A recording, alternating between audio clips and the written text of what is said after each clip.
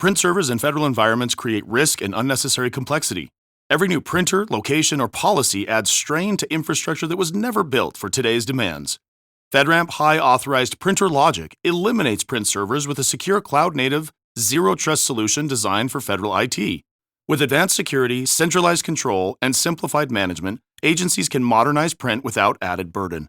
See what secure serverless printing looks like. Visit Vasion.com to learn more. Federal Drive is presented by GEHA, Government Employees Health Association, proudly providing health and dental benefits to federal employees and their families. Visit GEHA.com. Congress is out of town for the August recess, but the institution keeps running. From Senate procedures most people never notice to questions about AI, ethics, and the work that continues when lawmakers leave Washington, Mitchell Miller, Capitol Hill correspondent for WTOP, takes us behind the scenes on Capitol Hill. Mitchell, thank you so much for joining me today. You bet. You know, usually you and I talk about things that are on the table of Congress and what they're working on right now. But since they're on recess, I thought it might be kind of fun to take a peek behind the curtain and what is going on back there. The first thing that's come up in some headlines is Senate pro forma sessions. Now, these are kind of normal, but they're getting a lot of attention right now. What's going on? Yeah, so while people on the Hill are familiar with pro forma sessions in the House and Senate, many are not. And even when Congress is out, every few days, a House member and a Senate member quickly call their respective chambers into session, and there are no votes, no legislative activities, but they basically just do this to stamp the fact that the Congress is still here, and they keep the House and Senate from adjourning for more than 3 days without the other chamber's consent. So why is that important?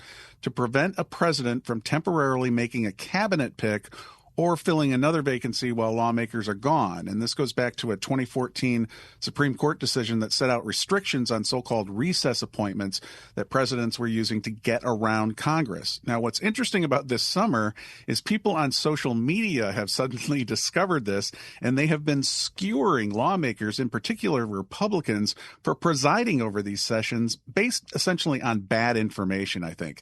These are trolls that believe that lawmakers are somehow limiting the president's powers. But the fact of the matter is Senate Republicans have actually approved more of President Trump's nominees at this time than they had during the first term. And now they were able to do them what they call en bloc, which is essentially they can approve more than one or two at a time. In fact, before they went on session, as we talked about previously, more than 70 nominations were actually approved in a single vote, including the head of FEMA. So this is a really interesting situation, but it does pull the curtain back a little bit that people forget that there are actually individual lawmakers here from week to week during the summer. And trolls or not, informed or not, that social media pressure is forcing those Republicans to actually respond, right? They are actually responding, and they have to try to explain what is going on here. You know, why are you doing this if the president could simply just make an appointment? So many of these Republican lawmakers have had to respond to the people on social media, or they've done interviews with reporters here on the Hill. It's interesting, too, related to that, because they've been asked about that when they come off the floor. Many of them will kind of hold court for a few minutes with just a handful of reporters here to go over whatever's coming up legislatively later in the summer or something that's popped up in the news. And they've had to answer questions about this. In fact, Jim Jordan of Ohio said, look, I don't worry about it too much, but it is interesting that people are getting involved in this. Another interesting thing related to the lawmakers when they get off the floor is a few of them do not want to talk to reporters, not surprisingly, I guess, but they kind of scurry out or they take a back door so that they don't have to talk to a handful of us in the hallway. One of the other things that's happening while they're on recess is the Office of Legislative Counsel still is continuing to consider new draft legislation. And we're hearing a lot about the impact of AI on draft bills received by that office. What are you seeing there? Who normally drafts bills? Well, this would normally be done by very skilled lawyers and staffers for each of the individual lawmakers, as well as people on the committees. And there's a lot of getting together to make sure that all the language is very, very specifically written out. Because if you put just one clause or one period or comma in the wrong place, it literally can change the meaning of the legislation. So with AI involved now, this is becoming a major issue, and I think it's only likely to get worse.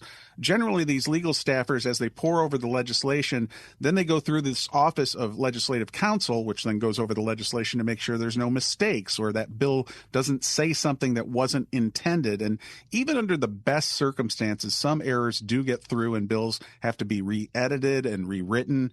But now it's becoming a problem because in the House, the number of bills being written is soaring. 10 years ago, there were just under 6,000 bills introduced in the House. In the latest session, it's been over 10,000. Often they're drawn up through the lawmaker, even though the lawmaker knows it may not have a chance of getting passed, but they want to get out in front on various issues. So the bills written with the help of AI are much more likely to have errors in them. And those in the process who have looked at this have told Politico that they're actually spending more time rewriting the bills than if they were drawn up from scratch. So it's less of a problem, by the way, in the Senate, because frankly, the Senate has not been doing as much legislating as it used to do, more often dealing with those nominations that we just spoke about. But the Office of Legislative Counsel now has a working group to determine how AI might be integrated into this process. Also, staffers are using specialized software that allows them to see a bill and how it might be changed under the U.S. Code, which is a big deal with legislation. But I think AI is going to be a big issue moving forward, certainly with more and more staffers trying to rely on it in connection with legislation. Mitchell Miller is Capitol Hill correspondent for WTOP. Mitchell, one other area that's really behind the curtain is ethics reform. I mean, the headlines just seem to be getting worse and worse, whether it's insider trading or poly market bets or really improper relationships. There seems to be some legislative movement towards reining in ethics enforcement. What are you hearing there?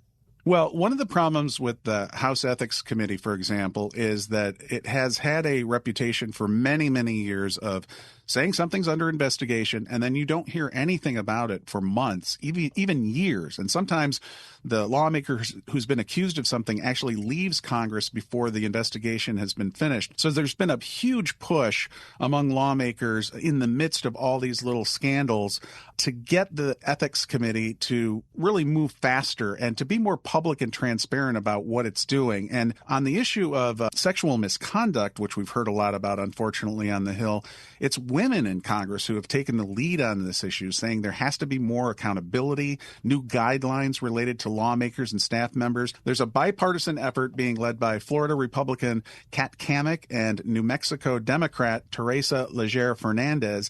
They want to improve various processes where staff members can report violations as well as how the House Ethics Committee actually carries out its work. Right now, it's kind of a convoluted series of processes for people to make complaints in connection, for example, if a lawmaker does something wrong.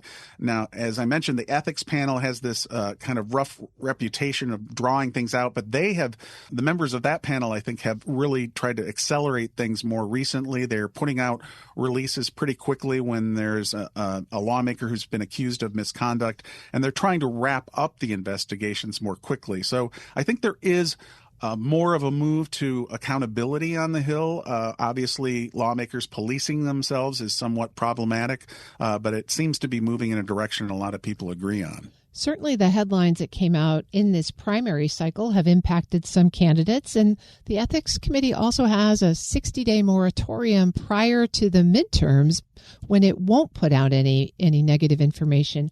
How is this playing out in terms of the political balance and the candidates as we move into the midterms? Right. Well, let's just take one example. California Democrat Jimmy Gomez has been accused of sexual misconduct, and his case is now before the House Ethics Committee. And many lawmakers from both sides of the aisles, women and men, have called for the Ethics Committee to move more quickly so that they don't get into that 60-day window, because while it's well intended, of course, they don't want to interfere with elections right before they take place. They also don't want it to drag out. And as some lawmakers have said, the voters really should know what's in front of these lawmakers in terms of the allegations against them so that the voters can make the decisions that they feel are the right ones. So I think you're going to see a move in that direction as well. Mitchell Miller is Capitol Hill correspondent for WTOP. Mitchell, I really appreciate you taking us back behind the curtain on this little excursion because these all have impacts on who will be doing the work at the table when they get back. They certainly do, and there's a lot of people, and the lawmakers will tell you themselves, that are doing a ton of work behind the scenes that a lot of people just don't see. We'll post this interview at federalnewsnetwork.com/Federal Drive. Subscribe to the Federal Drive wherever you get your podcasts.